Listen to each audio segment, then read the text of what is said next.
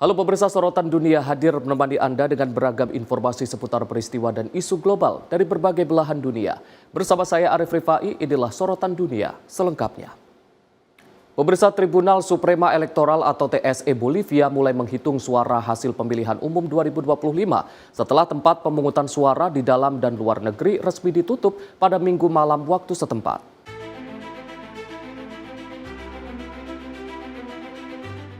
Rekaman memperlihatkan petugas TSE bekerja di markas besar di La Paz menghitung suara dari warga Bolivia di berbagai negara. Menurut TSE, tempat pemungutan suara di Inggris, Belgia, Jepang, dan Belanda telah ditutup pada pukul 14.00 waktu setempat. Di Spanyol, pemilihan telah mencapai 45%, sementara Italia melaporkan 80% partisipasi. Adapun warga Bolivia di kawasan Amerika Latin dijadwalkan menyelesaikan pemungutan suara mulai pukul 16.00. Di dalam negeri, sebanyak 80% TPS telah dibuka sejak pukul 8 waktu setempat dan ditutup setelah 8 jam operasi sesuai Undang-Undang Pemilu Bolivia. Ketua TSE Oscar Hassanufal juga menyebutkan hari pemilu berlangsung tenang, baik di dalam maupun di luar negeri. Pemilihan umum 2025 Bolivia akan menentukan presiden, wakil presiden, serta anggota majelis legislatif plurinasional.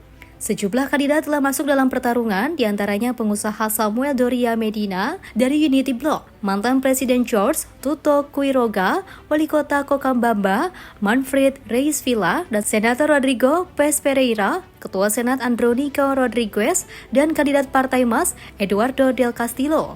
Jika tidak ada kandidat yang juga memenangkan putaran pertama, pemilu akan dilanjutkan ke putaran kedua pada 19 Oktober mendatang. Tim redaksi Simpo TV melaporkan. Kita beralih ke informasi lain, pemirsa, sedikitnya 3 pria tewas dan puluhan orang terluka dalam penembakan massal di sebuah hookah bar dan restoran populer di kawasan Crown Heights, Brooklyn, New York. Pada Minggu dini hari, 11 korban dilarikan ke rumah sakit untuk mendapatkan perawatan.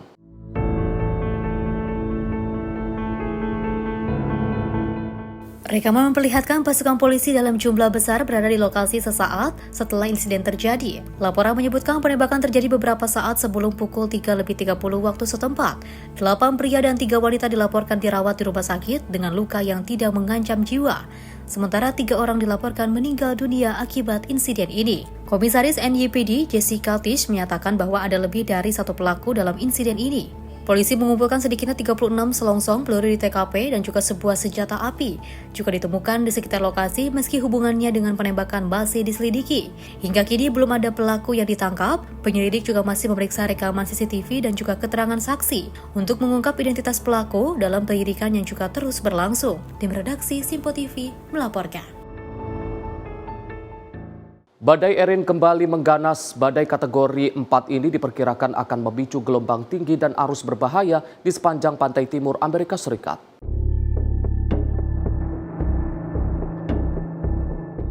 Badai Erin yang juga terus membesar menerjang wilayah Karibia dengan kecepatan angin maksimum 215 km per jam. Pusat badai berada di sekitar 170 km di utara timur laut Grand Trunk Island dan 1470 km di selatan timur kota Cape Hatteras, Carolina Utara. Pemerintah Bahamas mengeluarkan peringatan badai tropis untuk wilayah Bahamas Tengah, serta peringatan khusus untuk Turks dan juga Caicos, meski diperkirakan tak akan mendarat langsung. Ukuran badai yang semakin melebar akan berdampak pada kawasan pantai. Di Carolina Utara, otoritas darurat juga mengumumkan evakuasi di Pulau Hatteras yang terletak di gugus Pulau Outer Banks. Badan Meteorologi memperingatkan beberapa hari ke depan gelombang tinggi dan juga angin kencang dapat merusak jalur utama Highway 12 yang juga menghubungkan pulau-pulau tersebut. Kondisi ini meningkatkan risiko banjir bandang serta longsor di wilayah berbukit. Tim redaksi Simpo TV melaporkan. Pemerintah Kanada memaksa pramugari Air Canada yang melakukan aksi mogok kerja untuk kembali bertugas dan menyelesaikan sengketa melalui arbitrase. Langkah ini diambil setelah lebih dari 100.000 penumpang di seluruh dunia terlantar akibat penghentian operasi maskapai nasional Kanada tersebut.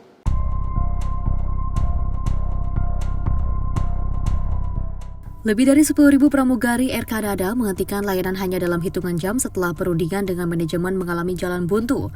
Menteri Ketenagakerjaan Kanada, Patty Haju, menegaskan pemerintah tidak bisa mengambil resiko terhadap perekonomian di tengah ketidakpastian global. Pihaknya harus turun tangan karena negosiasi tidak menemukan titik temu. Sementara itu, Serikat Pekerja menilai langkah pemerintah justru melanggar hak konstitusional mereka untuk mogok. We appreciate the hardship that this has caused on Canadians. We sincerely do. We feel the hardship too, because we would rather be flying and welcoming you on your journey or bringing you back home. We would rather be earning a paycheck than walking a picket line. No one should accept being forced to work for free for hours and hours every day. What we're asking for is not unreasonable. It is not a high demand. It is not that far off other competitors such as Air Transat. It is realistic and it is deserved. We are the national carrier and we have people operating in poverty. Like, that's disgusting. That's very problematic. So the company needs to be willing to address those things. You can't go the status quo and say 8% is enough, 10% is enough. It's not. You're still leaving them behind and too far behind. Air Canada juga mengatakan butuh waktu hingga sepekan untuk sepenuhnya memulihkan layanan. Penumpang diperkirakan masih akan mengalami gangguan penerbangan dalam beberapa hari mendatang. Tim redaksi Simpo TV melaporkan. Ratusan pramugari Air Canada turun ke jalan menolak perintah kembali bekerja. Aksi ini semakin membuat rencana operasi maskapai terbesar di Kanada terhambat.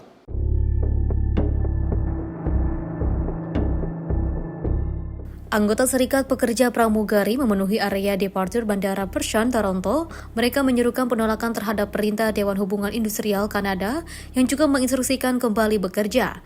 Dalam aksi tersebut, Presiden Nasional Mark Hancock merobek salinan surat perintah dan juga menegaskan anggotanya tidak akan kembali bekerja. Akibatnya sekitar 130.000 penumpang terdampak saat liburan musim panas sedang ramai. Air Canada juga menyatakan penerbangan baru akan dilanjutkan pada Senin malam. Seorang penumpang asal Vancouver yang juga tengah berlibur bersama keluarga mengaku tak bisa pulang setelah berkali-kali mencoba menghubungi Air Canada untuk menjadwal ulang penerbangan, namun tak satu pun yang berhasil, hingga ia memutuskan datang langsung ke bandara untuk mencari bantuan. I'm from Vancouver. I came with my family here for a family vacation, and now we can't get home. We've been trying to get through on the phone to Air Canada to try and rebook our flights, been looking online, there's nothing available, we can't get through on the phone, and so I just decided to come down here to the airport to see if I could talk to an agent and get something booked. Penumpang lain yang juga ingin terbang ke London mengaku terpaksa datang lebih awal ke bandara untuk memastikan jika ada solusi di hari yang sama. I'm trying to get back home to London. Hopefully I'm going to get back, but we'll see, I guess. We're a little bit early today. Thought we'd get here early to try and find out what was going on so we can maybe work something out for later on in the day if it is all going to go wrong. Pemerintah Kanada menilai saat ini bukan waktunya mengambil resiko yang bisa mengganggu perekonomian dan meminta Dewan Hubungan Industrial segera menyelesaikan perselisihan kontrak. Tim redaksi Simpo TV melaporkan. Pemirsa, kuasa usaha AD Interim atau KUAI Kedutaan Besar Amerika Serikat untuk Indonesia di Jakarta, Peter M. Heyman, menyampaikan ucapan selamat HUT RI ke-80 kepada seluruh rakyat Indonesia.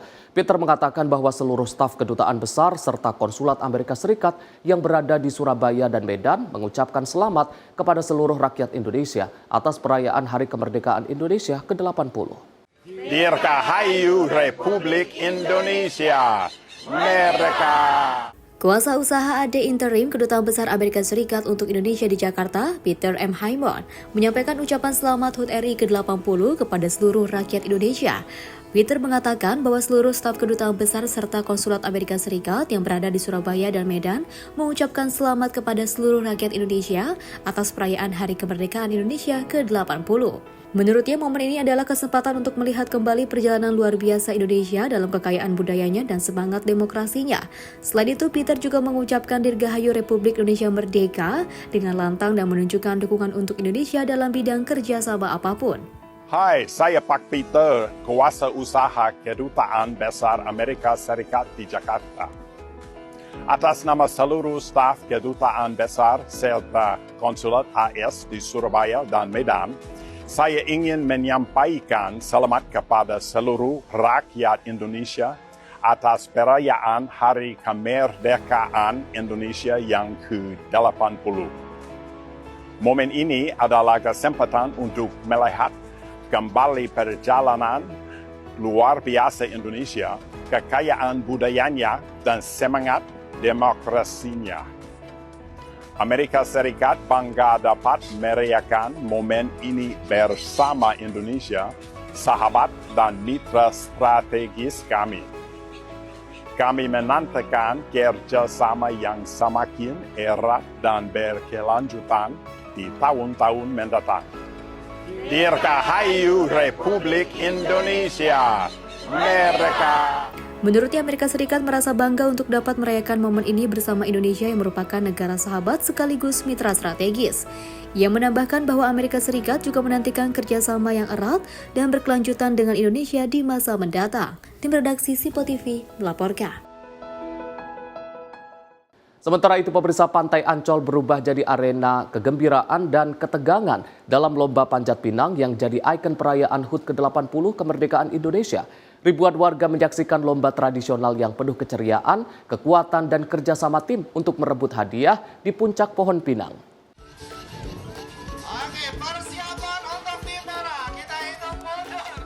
Pantai Ancol, Jakarta berubah menjadi arena penuh ketegangan dan tawa saat lomba panjat pinang digelar pada Minggu sebagai bagian dari perayaan HUT ke-80 kemerdekaan Indonesia. Rekaman gambar memperlihatkan tim-tim yang berusaha memanjat pohon pinang yang licin oleh oli untuk merebut berbagai hadiah yang menggantung di atas, mulai dari kulkas, sepeda, hingga peralatan rumah tangga. Untuk mencapainya, para peserta membentuk menara manusia dengan anggota terkuat di bagian dasar dan yang paling cekatan mendaki bahu teman untuk menggapai puncak. Seorang peserta asal Jepang mengaku senang mengikuti lomba ini, meski merasa sedikit takut karena harus berada di ketinggian.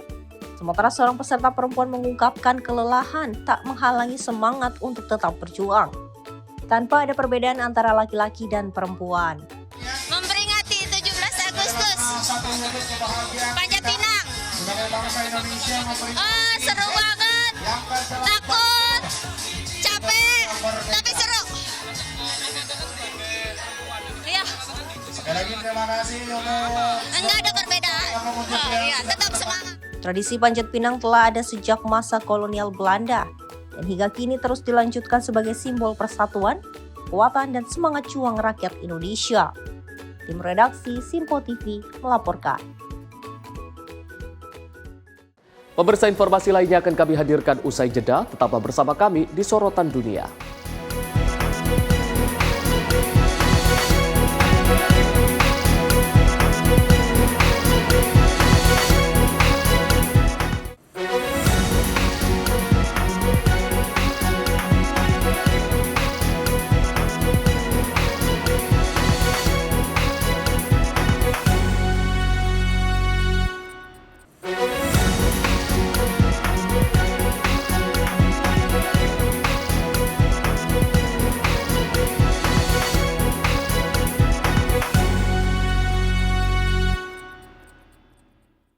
Terima kasih pemirsa, Anda masih bersama kami di Sorotan Dunia.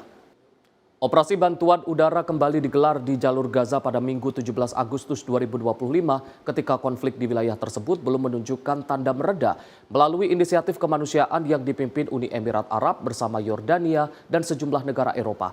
Ratusan paket bantuan dijatuhkan dari udara untuk menjangkau warga yang terkepung.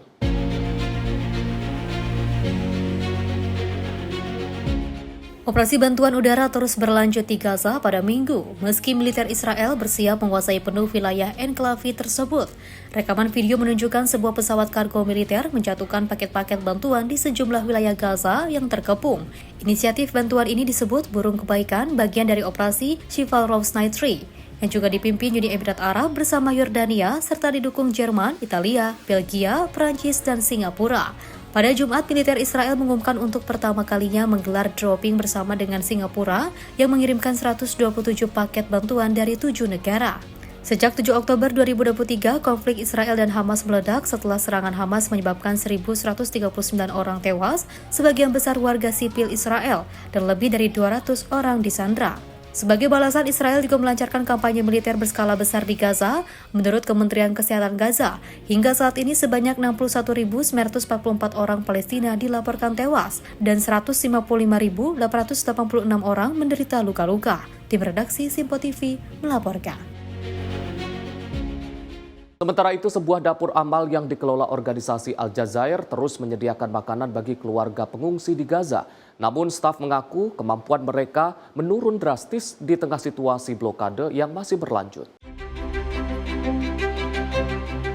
Sebuah dapur ambal yang dikelola Al Jazair di Gaza terus memberikan makanan bagi keluarga yang terusir. Namun staf mengatakan kemampuan untuk memenuhi kebutuhan semakin menurun karena wilayah terus dalam blokade Israel. Rekaman pada Sabtu menunjukkan sebagian besar anak-anak duduk dengan panci kosong menyaksikan staf memasak sebelum berlari mengambil makanan saat sudah siap. Bagi banyak orang, dapur amal ini menjadi penopang hidup. Seorang pengungsi Hala Al-Harazen mengatakan harga di luar terlalu tinggi, tabungan sudah habis dan tidak ada lagi sumber penghasilan. Kadang mereka meminjam, namun para pemberi pinjaman pun sudah kehabisan uang. Dapur ini merupakan bagian dari proyek penyediaan makanan di bawah kampanye Solid Structure yang dijalankan oleh Asosiasi Algerian White Hands dan didanai Provinsi El Oid. Pada 14 Agustus, lebih dari 100 organisasi bantuan internasional menyerukan Israel untuk berhenti menggunakan bantuan sebagai senjata setelah adanya pembatasan baru terhadap akses kemanusiaan ke Gaza. Perdana Menteri Israel Benjamin Netanyahu menolak laporan tentang kelaparan dan menyebutnya propaganda Hamas. Sejak awal Maret, pasukan Israel mempertahankan blokade ketat atas Gaza, blokade bantuan dan barang komersial, sebelum sedikit meringankan dengan membolehkan bantuan terbatas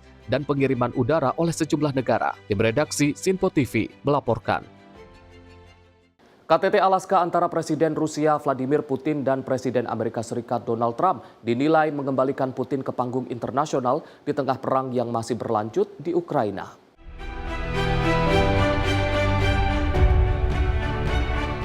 Di Alaska, Putin disambut dengan karpet merah, senyuman, dan jabat tangan dari Presiden Donald Trump.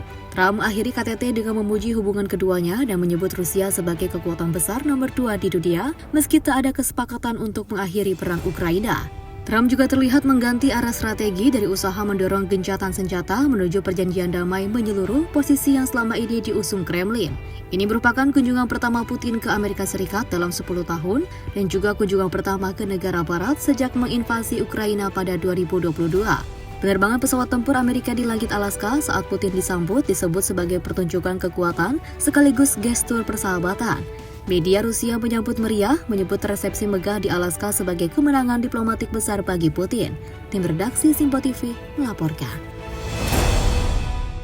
Presiden Amerika Serikat Donald Trump menyebut pertemuannya dengan Presiden Rusia Vladimir Putin di Alaska berlangsung produktif, namun belum menghasilkan kesepakatan final terkait perang Ukraina.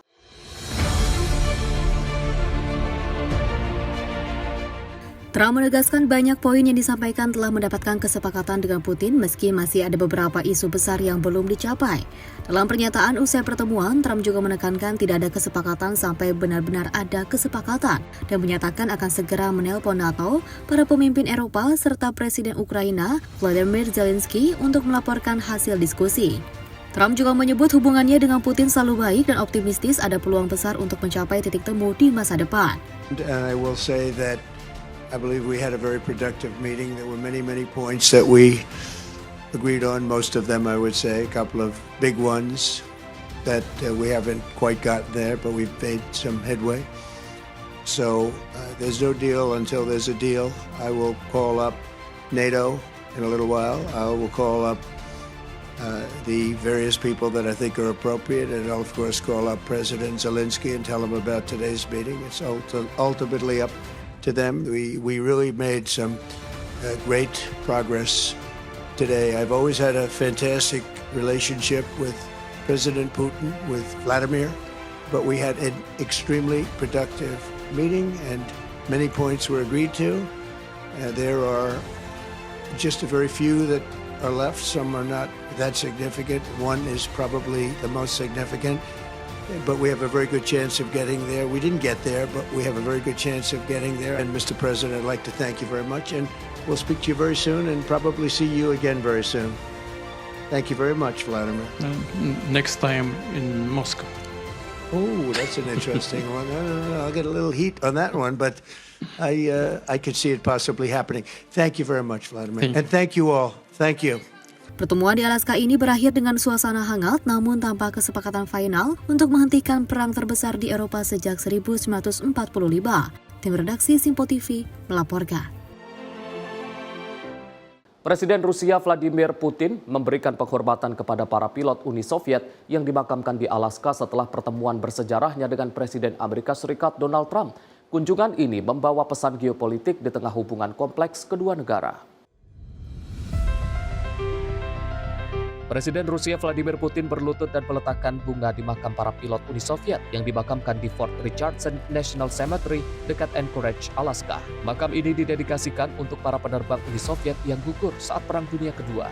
Batu nisan putih dengan ukiran nama dan pangkat memperingati para pilot yang tewas saat latihan atau mengantarkan pesawat buatan Amerika ke Uni Soviet di bawah program Lend-Lease. Pada masa itu, Amerika Serikat memasok hampir 8.000 pesawat dan perlengkapan perang lainnya untuk Uni Soviet dalam perang melawan Nazi Jerman. Sebagian pilot tewas akibat kecelakaan atau cuaca ekstrim setelah semula dimakamkan di Fairbanks dan Nome. Jenazah mereka dipindahkan pada tahun 1946 ke Fort Richardson oleh otoritas Amerika. Selama beberapa dekade, makam ini tidak terdata dalam catatan resmi Rusia hingga pada tahun 1990, delegasi Komite Veteran Perang Uni Soviet mengonfirmasi sejarahnya. Pada tahun 2011, Presiden Rusia saat itu, Dmitry Medvedev, memberikan penghargaan kepada Virginia Walker, direktur makam, atas upaya merawat situs bersejarah ini. Pertemuan Putin dan Trump di Alaska juga memiliki makna geopolitik. Alaska pernah menjadi wilayah Rusia sebelum dibeli Amerika pada tahun 1867, seharga $7,2 juta. Hari ini pangkalan militer Joint Base Elmendorf Richardson menjadi markas pertahanan Arktik Amerika Serikat dan hanya dipisahkan beberapa mil dari Rusia di Selat Bering, Alaska, menjadi titik strategis untuk membahas keamanan kawasan sumber daya Arktik dan jalur pelayaran. Tim redaksi Sinpo TV melaporkan. Sementara itu, Presiden Ukraina Volodymyr Zelensky membawa sejumlah pemimpin Eropa untuk bertemu Presiden Donald Trump di Gedung Putih. Langkah ini dipandang sebagai upaya menunjukkan solidaritas melawan Rusia.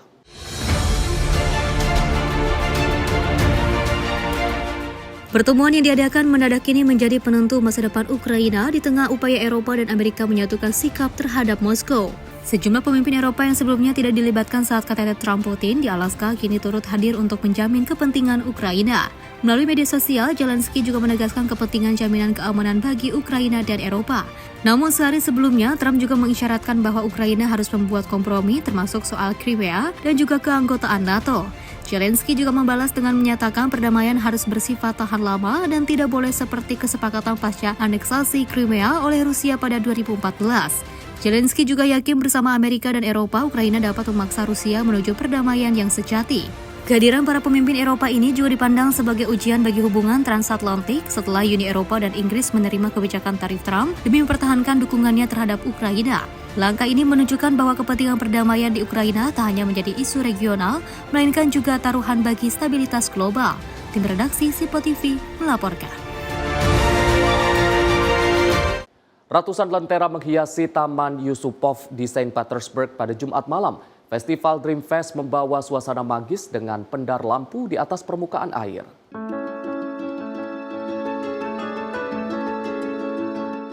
Ratusan lentera menyinari kolam di Taman Yusupov pada Jumat malam saat festival Air Dreamers resmi dibuka di Saint Petersburg. Suasana malam terlihat magis saat pengunjung melepaskan lentera ke permukaan air, mengabadikan foto, dan bersantai di atas rumput. Seorang pengunjung, Alina Fedeseyeva, mengungkapkan ia hadir untuk merayakan ulang tahun pernikahannya. Sementara pengunjung lain, Vadim Shorin, memuji keindahan pertunjukan malam.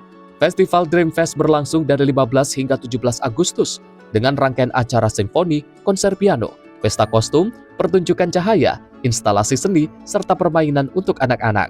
Pengunjung juga diajak untuk membuat harapan rahasia dan mengapungkan lentera sebagai simbol harapan di atas air. Tim redaksi Sinpo TV melaporkan. Pemirsa, Satgas Garuda Merah Putih II melaksanakan penerjunan bantuan kemanusiaan untuk rakyat Gaza Palestina bertepatan dengan hari ulang tahun ke-80 kemerdekaan Republik Indonesia. 2 pesawat Hercules C-1303 TNI Angkatan Udara menerjunkan sebanyak 17,8 ton logistik yang terdiri dari makanan, obat-obatan, dan perlengkapan darurat di langit Gaza Minggu pagi.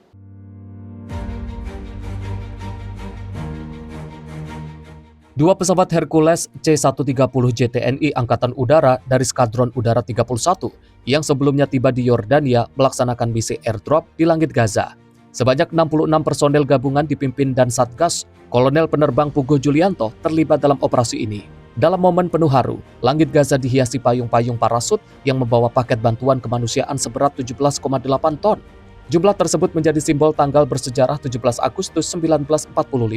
Bantuan yang diterjunkan meliputi makanan siap saji, obat-obatan, perlengkapan darurat, serta kebutuhan lainnya. Pemandangan dramatis langit Gaza yang dihujani bantuan Indonesia menjadi simbol nyata persahabatan dan solidaritas lintas bangsa. Misi ini sekaligus meneguhkan pesan bahwa kemerdekaan sejati adalah saat suatu bangsa yang merdeka mampu berbagi semangat dan harapan dengan bangsa lain yang masih berjuang. Tim Sinpo TV melaporkan. CEO Danantara Rosan Roslani melakukan tinjauan langsung ke Mekah untuk melihat lokasi pembangunan kampung haji. Selama 3 hari, Rosan meninjau 10 opsi lokasi dan menerima berbagai masukan dari developer dan kontraktor. Dalam rangka menjalankan cita-cita dan harapan masyarakat Indonesia, CEO Danantara Rosan Roslani kembali bertolak ke Mekah dan Jeddah untuk melanjutkan rencana pembangunan kampung haji. Selama 3 hari, Rosan mendatangi secara langsung 10 opsi lokasi dan bertemu dengan berbagai pihak untuk melakukan percepatan dan infrastruktur pendukung seperti Kementerian Haji, Kementerian Investasi, dan Royal Commission of Mekah. Assalamualaikum warahmatullahi wabarakatuh. Alhamdulillah ini adalah akhir perjalanan 3 hari di Jeddah dan di Mekah dalam rangka untuk mewujudkan cita-cita mulia harapan dari Bapak Presiden dan juga dari seluruh rakyat Indonesia untuk mempunyai kampung haji di Mekah. Kami sudah mengunjungi 10 tempat opsi yang kami datangi langsung. Kami pun berkunjung dan bertemu dengan banyak otoritas di Mekah, baik itu Royal Commission of Mekah, Kementerian Investasi, Kementerian Haji, dan juga mendapatkan masukan dari banyak kontraktor maupun developer yang ada di Mekah. Insya Allah proses ini bisa berjalan dengan baik, lancar, dan harapan dari rakyat Indonesia dan Bapak Presiden bisa kita wujudkan dengan segera. Terima kasih. Wassalamualaikum warahmatullahi wabarakatuh. Melalui akun Instagram pribadi @rosan_roslani, dirinya juga mengungkapkan terima kasih kepada semua pihak yang memberikan dukungan dan masukan agar prosesnya dapat berjalan dengan lancar. Tim redaksi Sinpo TV melaporkan. Pemirsa, informasi lainnya akan kami hadirkan usai jeda. Tetaplah bersama kami di Sorotan Dunia.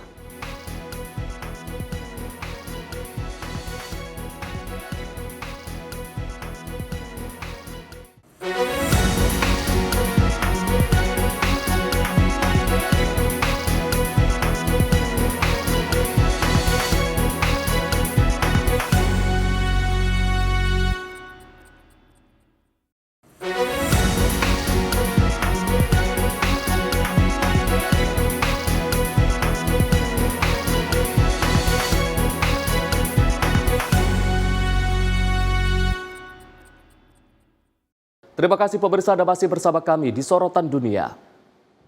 Ajang International World Humanoid Robot Games pertama resmi berakhir di National Speed Skating Oval Beijing pada Minggu 17 Agustus 2025. Perhelatan ini menjadi tonggak penting dalam dunia robotika kompetitif.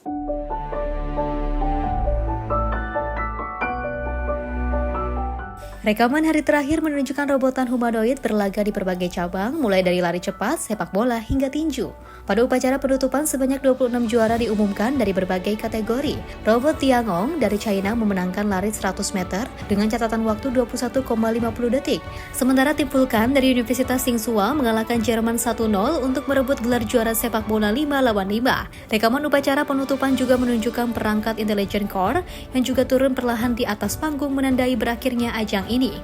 Menurut panitia, World Humanoid Robot Games 2025 menghadirkan lebih dari 300 tim dari 10 negara dan wilayah dengan lebih dari 500 robot humanoid berkompetisi dalam 26 nomor pertandingan dan 487 laga.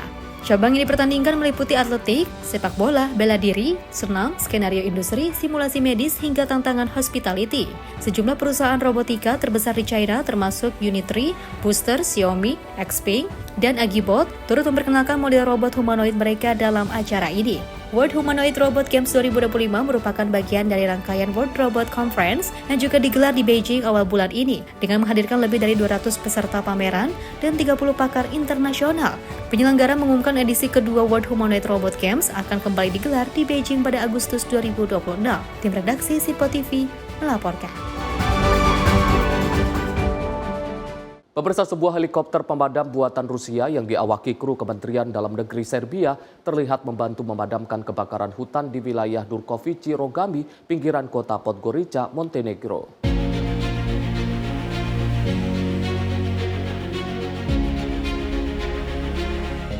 Helikopter jenis Kamov milik Serbia yang diundang pemerintah Montenegro untuk bergabung dalam upaya penanggulangan kebakaran, terbang mengambil air lalu membawanya ke lokasi api dan menumpahkannya di atas sumber kebakaran. Kementerian Dalam Negeri Serbia menyatakan helikopter tersebut telah beroperasi sejak pagi hari dan telah menumpahkan 248 ton air untuk memadamkan api. Dalam pesan resmi, kementerian menegaskan selalu siap membantu karena solidaritas tak mengenal batas. Kebakaran hutan di sepanjang pantai Adriatik, Montenegro telah memasuki hari kedua pada Selasa 12 Agustus 2025. Seiring suhu yang terus meningkat, petugas pemadam berjuang melawan api di beberapa lokasi, termasuk Piperi, Kuci, Cansbuljarika, dan Bijelo Polje. Pejabat tinggi darurat Nikola Bojanovic menyebut situasi tersebut sebagai kasta tropik. Sejumlah wilayah dilaporkan melakukan evakuasi warga. Tim redaksi Simpo TV melaporkan. Pemerintah Spanyol mengerahkan 500 tentara tambahan untuk membantu memadamkan kebakaran hutan di tengah gelombang panas ekstrim yang melanda wilayah Eropa.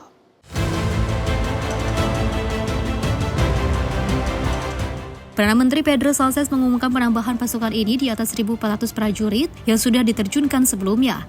Fokus utama penanganan adalah di wilayah Galicia yang saat ini menghadapi 12 titik api besar dekat kota Orense. Otoritas setempat menegaskan sejumlah rumah masih terancam sehingga dilakukan evakuasi dan penguncian wilayah. Kebakaran yang juga sudah berlangsung lebih dari sepekan ini diperparah suhu ekstrim hingga 45 derajat Celcius, menjadikan risiko api semakin besar di sebagian besar kawasan Spanyol. Data Uni Eropa menyebutkan hingga tahun ini kebakaran hutan telah melahap 158.000 hektar lahan di Spanyol atau setara dengan luas metropolitan London. Ilmuwan menilai perubahan iklim memicu semakin sering dan juga parahnya kekeringan sehingga Eropa kini semakin rentan terhadap bencana kebakaran. Gelombang panas yang belum berakhir menjadi ujian terberat bagi Spanyol tahun ini, sekaligus mengingatkan dunia akan dampak nyata perubahan iklim yang semakin mengancam kehidupan. Tim redaksi Simpo TV melaporkan. Presiden Amerika Serikat Donald Trump mengumumkan langkah bersejarah untuk mengambil alih kendali kepolisian Washington DC dan mengerahkan Garda Nasional. Langkah ini disebut untuk memulihkan keamanan dan ketertiban di ibu kota. Presiden Amerika Serikat Donald Trump mengerahkan pasukan Garda Nasional ke Washington DC. Hal ini diklaim untuk membersihkan ibu kota dari geng kriminal. Dalam jumpa pers di Gedung Putih pada Senin 11 Agustus 2025, Trump mengatakan pengerahan pasukan Garda Nasional ini dilakukan untuk menyelamatkan Washington dari maraknya pelanggaran hukum. Berdasarkan pasal 740 District of Columbia Home Rule Act, Trump menempatkan Departemen Kepolisian Metropolitan DC di bawah kendali langsung pemerintah federal. This is Liberation Day in DC and we're going to take our capital back. We're taking it back. Under the authorities vested in me as the President of the United States, I'm officially invoking Section 740 of the District of Columbia Home Rule Act. You know what that is? And placing the DC Metropolitan Police Department under direct federal control. In addition, I'm deploying the National Guard to help reestablish law, order, and public safety in Washington, D.C., and they're going to be allowed to do their job properly. Trump menilai Washington DC telah dikuasai geng kekerasan, pelaku kejahatan, dan tunawisma. Ia menegaskan hal tersebut tidak akan dibiarkan terjadi lagi. Tim redaksi Simpo TV melaporkan. Pemirsa Business and Professional Women atau BPW Indonesia akan menggelar acara BPW Indonesia International Forum 2025 pada 20 Agustus 2025 mendatang di Ballroom Hotel Mulia, Jakarta dengan tema Women Bridging Nations and Driving Sustainable Futures. Isu utama dan pilihan subtema Embracing Artificial Intelligence and Green Business Transformation menjadi wujud komitmen BPW Indonesia untuk memperkuat peran wanita dalam kepemimpinan, bisnis, dan transformasi berkelanjutan.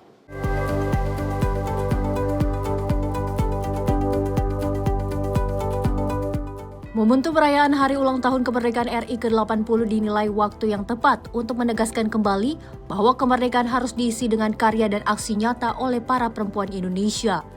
Salah satunya yakni melalui Business and Professional Women International Forum 2025 yang bakal diselenggarakan di Jakarta pada 20 Agustus 2025 mendatang. Melalui forum ini, BPW Indonesia siap mengangkat isu-isu perempuan Indonesia ke level global. Selain bisa menjadi momentum strategis untuk membangun gelombang perubahan yang dipimpin oleh perempuan, menurut Giwo Rubianto Wiyogo, Presiden BWP Indonesia menjelaskan bahwa BWP Indonesia juga berkomitmen untuk mendukung, melaksanakan, mengawal, dan mensukseskan Asta Cita Prabowo Gibran, terutama penguatan peran perempuan berkualitas dan memiliki daya saing global. Organisasi yang dipimpinnya memiliki jejaring yang menghubungkan wanita bisnis dan profesional internasional dengan berfokus pada pengembangan potensi kepemimpinan, mentoring, jejaring, keterampilan, dan pemberdayaan ekonomi. Apakah kita sudah merdeka dalam arti kebebasan yang mandiri untuk perempuan Indonesia, ya? Walaupun para perempuan Indonesia sudah banyak maju, ya, seperti di legislatif sudah mencapai 30% kedudukan. Nah, kemudian HAM belum, makanya itu dia belum. Walaupun itu adalah berdasarkan kebijakan perundang-undangan harus 30%, tapi ternyata belum, ya, baru 20 berapa?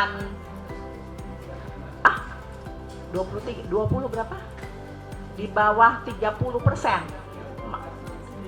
Masih di bawah 30%. Hah? Iya, 22%. Nah, artinya apa? Nah, kemudian juga aksesibilitas untuk para perempuan, terutama perempuan yang tinggal di daerah grassroots, terluar, terpencil, ya, kemudian terdalam, belum lagi kekerasan dalam rumah tangga yang masih saja terjadi, ya. Nah, artinya apa? Artinya adalah kebebasan yang seutuhnya itu belum kita dapatkan. Diharapkan para perempuan Indonesia dapat saling memberikan dukungan serta motivasi agar perempuan di tanah air mempunyai kesempatan yang setara dengan kaum laki-laki. Dari Jakarta, Tim Liputan Sinpo TV melaporkan. Pemirsa, banjir besar melanda wilayah Ibralala di Pakistan Utara dan meninggalkan kerusakan luas serta ratusan korban jiwa. Otoritas setempat melaporkan lebih dari 340 orang telah meninggal dunia akibat bencana tersebut.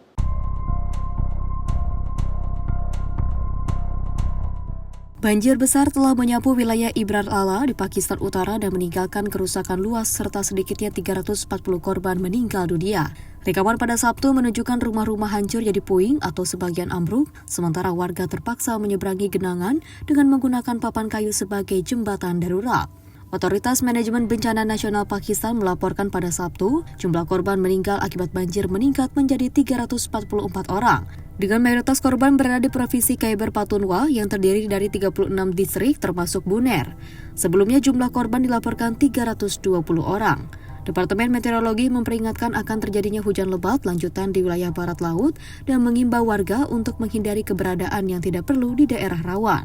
Setiap tahun Pakistan dilanda hujan monsun intens antara Juli hingga September yang sering menyebabkan kerugian jiwa dan harta. Komunitas pedesaan dan juga pegunungan merupakan yang paling rentan akibat kepadatan dan buruknya infrastruktur dan drainase. Tim redaksi Sinpo TV melaporkan. Sementara itu, pemirsa, seekor gajah jantan yang terluka sering mendatangi sebuah desa di pinggiran negara bagian Asa, India Timur Laut untuk mencari makan. Kehadirannya seringkali memicu konflik dengan warga setempat.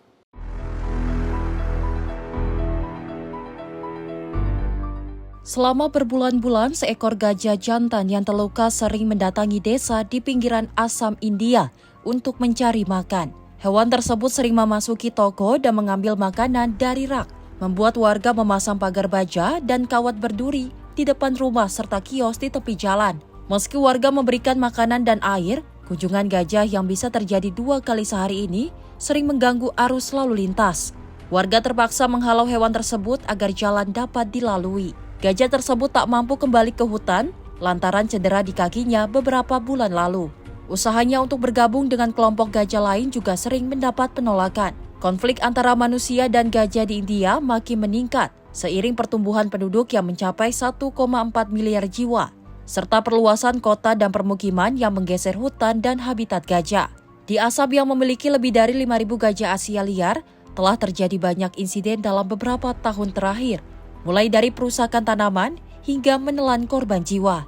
Aktivis lingkungan menilai perambahan lahan memaksa gajah keluar dari habitat alami, memicu konflik dengan warga. Para pelestari alam mendesak pemerintah untuk menghentikan perambahan dan membuat koridor perpindahan. agar gajah dapat berpindah antar hutan untuk mencari makanan. Tim redaksi Simpo TV melaporkan.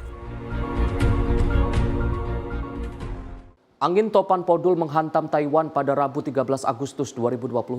Hal ini memaksa pemerintah menutup sekolah dan kantor serta mengancam sektor pertanian di wilayah selatan pulau.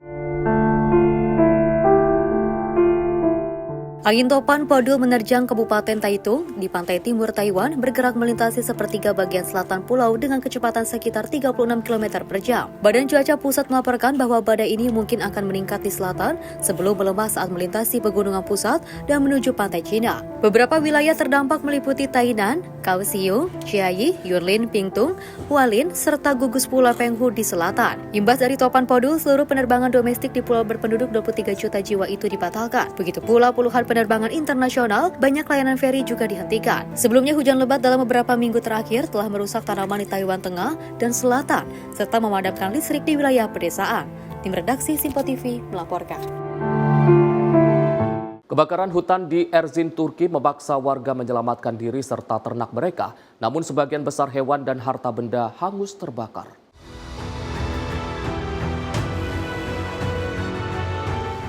Api yang bermula dari perbukitan dalam waktu singkat melahap wilayah Güzelyali dan memaksa warga mengungsi.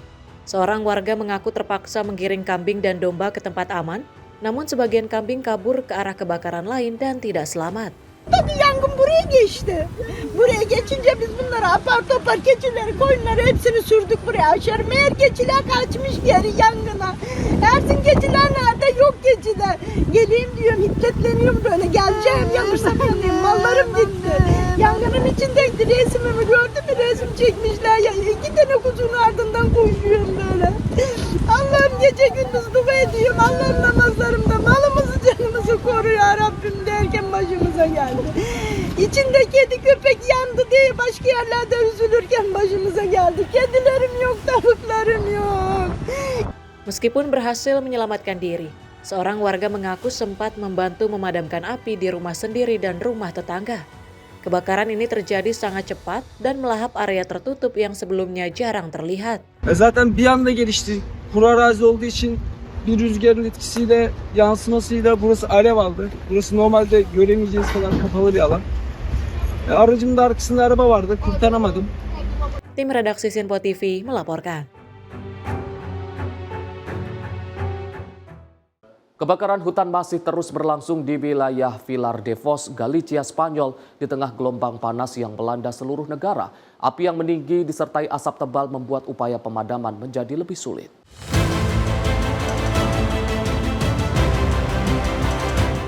Kebakaran hutan besar terjadi di Galicia, Spanyol, di mana petugas pemadam kebakaran terus berjuang memadamkan api yang membakar di wilayah Vilar de Foz. Rekaman menunjukkan pesawat penyemprot air memadamkan api dari udara, sementara asap tebal nampak membumbung tinggi. Warga setempat terlihat mengamati kebakaran dari jalan raya, sementara petugas keamanan dan penyelamat siaga di lapangan. Beberapa kebakaran lain juga terjadi di Chandreksa de Cuesa, di mana api telah melahap lebih dari 3.000 hektar hutan, serta di Vila de Foz yang mengalami kebakaran seluas 580 hektar. Kebakaran di Moyalde juga menyebabkan status alert level 2 karena api semakin mendekati perumahan warga. Menteri Transisi Ekologi Spanyol melaporkan bahwa sepanjang tahun ini lebih dari 39.000 hektar lahan telah terbakar atau meningkat 9% dibanding periode yang sama tahun sebelumnya. Musim kebakaran tahun ini dikenal sebagai salah satu yang paling parah. Hal ini disebabkan kondisi panas ekstrim yang kering yang mempercepat penyebaran api. Upaya pemadaman dilakukan baik dari udara maupun darat untuk meminimalisir kerugian. Tim redaksi Simpo TV melaporkan.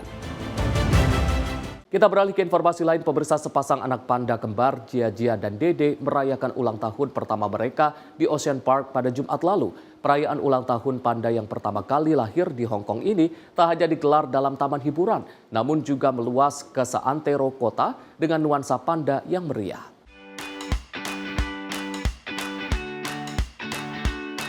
Ratusan pengunjung berkumpul di kandang Giant Panda Adventure, menyaksikan Jia dan Dede yang lahir 15 Agustus 2024, menikmati kue ulang tahun khusus berupa buah dan es batu, serta bambu muda di bawah pengawasan induknya Ying. Kini masing-masing panda memiliki bobot 30 kg dan sudah bertransisi ke makanan padat seperti bambu dan wortel, menunjukkan kondisi sehat menurut pihak Ocean Park sepanjang bulan ulang tahun. Lebih dari 30 jalan di Hong Kong dipenuhi instalasi seni bertema panda, termasuk desain unik kembaran panda yang digambarkan turut serta dalam tarian naga api di Causeway Bay. Sebanyak 20 anak yang berulang tahun di tanggal yang sama juga diundang dalam pesta. Mereka mendapatkan koin emas dan paket hadiah. Film dokumenter tentang perkembangan Jia-Jia dan Dede diumumkan akan tayang pada 2026 dan kandang baru untuk keduanya sedang dipersiapkan di samping Giant Panda Adventure yang dijadwalkan selesai 2027. Kelahiran panda kembar ini dinilai sebagai pencapaian penting kerjasama konservasi antara China dan Hong Kong, sekaligus meningkatkan jumlah pengunjung Ocean Park hingga 20% dan penjualan merchandise panda yang melonjak selama 7 bulan terakhir. Tim redaksi Sinpo TV melaporkan. Ratusan pramugari Air Canada turun ke jalan menolak perintah kembali bekerja. Aksi ini semakin membuat rencana operasi maskapai terbesar di Kanada terhambat.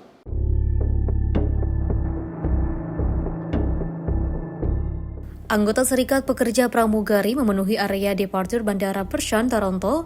Mereka menyerukan penolakan terhadap perintah Dewan Hubungan Industrial Kanada yang juga menginstruksikan kembali bekerja. Dalam aksi tersebut, Presiden Nasional Mark Hancock merobek salinan surat perintah dan juga menegaskan anggotanya tidak akan kembali bekerja. Akibatnya sekitar 130.000 penumpang terdampak saat liburan musim panas sedang ramai. Air Canada juga menyatakan penerbangan baru akan dilanjutkan pada Senin malam. Seorang penumpang asal Vancouver yang juga tengah berlibur bersama keluarga mengaku tak bisa pulang setelah berkali-kali mencoba menghubungi Air Canada untuk menjadwal ulang penerbangan, namun tak satu pun yang berhasil, hingga ia memutuskan datang langsung ke bandara untuk mencari bantuan. I'm from Vancouver. I came with my family here for a family vacation, and now we can't get home. We've been trying to get through on the phone to Air Canada to try and rebook our flights, been looking online, there's nothing available, we can't get through on the phone, and so I just decided to come down here to the airport to see if I could talk to an agent and get something booked. Penumpang lain yang juga ingin terbang ke London mengaku terpaksa datang lebih awal ke bandara untuk memastikan jika ada solusi di hari yang sama. I'm trying to get back home to London. Hopefully I'm going to get back, but we'll see, I guess. We're a little bit early today. Thought we'd get here early to try and find out what was going on so we can maybe work something out for later on in the day if it is all going to go wrong. Pemerintah Kanada menilai saat ini bukan waktunya mengambil resiko yang bisa mengganggu perekonomian dan meminta Dewan Hubungan Industrial segera menyelesaikan perselisihan kontrak. Tim redaksi Sinpo TV melaporkan. Sementara itu, pemirsa, Pantai Ancol berubah jadi arena kegembiraan dan ketegangan dalam Lomba Panjat Pinang yang jadi ikon perayaan HUT ke-80 kemerdekaan Indonesia. Ribuan warga menyaksikan lomba tradisional yang penuh keceriaan, kekuatan, dan kerjasama tim untuk merebut hadiah di puncak pohon pinang.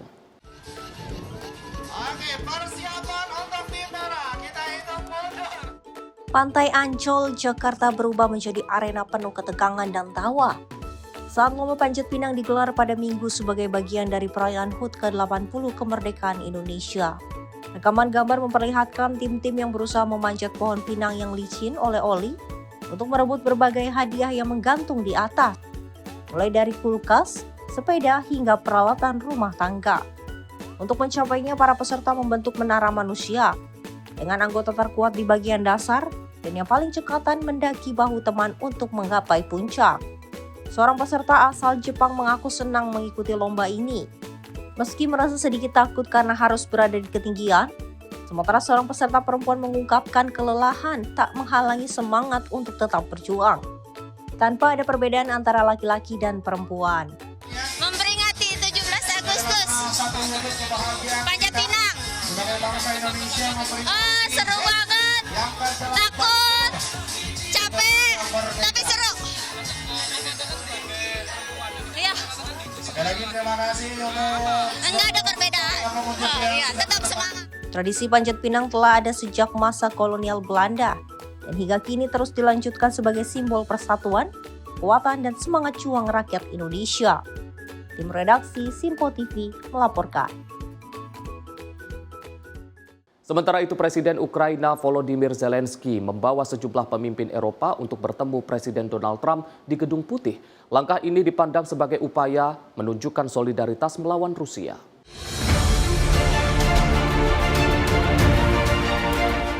Pertemuan yang diadakan mendadak ini menjadi penentu masa depan Ukraina di tengah upaya Eropa dan Amerika menyatukan sikap terhadap Moskow.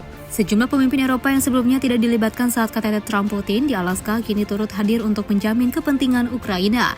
Melalui media sosial, Zelensky juga menegaskan kepentingan jaminan keamanan bagi Ukraina dan Eropa. Namun sehari sebelumnya, Trump juga mengisyaratkan bahwa Ukraina harus membuat kompromi termasuk soal Crimea dan juga keanggotaan NATO. Zelensky juga membalas dengan menyatakan perdamaian harus bersifat tahan lama dan tidak boleh seperti kesepakatan pasca aneksasi Crimea oleh Rusia pada 2014. Zelensky juga yakin bersama Amerika dan Eropa, Ukraina dapat memaksa Rusia menuju perdamaian yang sejati.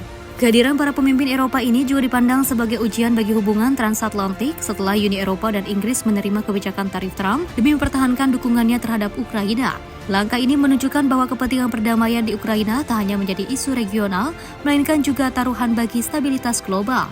Tim redaksi Sipo TV melaporkan. Badai Erin kembali mengganas. Badai kategori 4 ini diperkirakan akan memicu gelombang tinggi dan arus berbahaya di sepanjang pantai timur Amerika Serikat.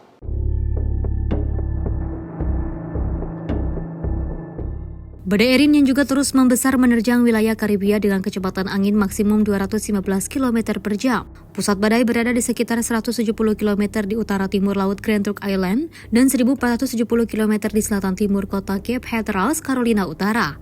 Pemerintah Bahamas mengeluarkan peringatan badai tropis untuk wilayah Bahamas Tengah, serta peringatan khusus untuk Turks dan juga Caicos, meski diperkirakan tak akan mendarat langsung. Ukuran badai yang semakin melebar akan berdampak pada kawasan pantai. Di Carolina Utara, otoritas darurat juga mengumumkan evakuasi di Pulau Hatteras yang terletak di gugus Pulau Outer Banks. Badan Meteorologi memperingatkan beberapa hari ke depan gelombang tinggi dan juga angin kencang dapat merusak jalur utama Highway 12 yang juga menghubungkan pulau-pulau tersebut.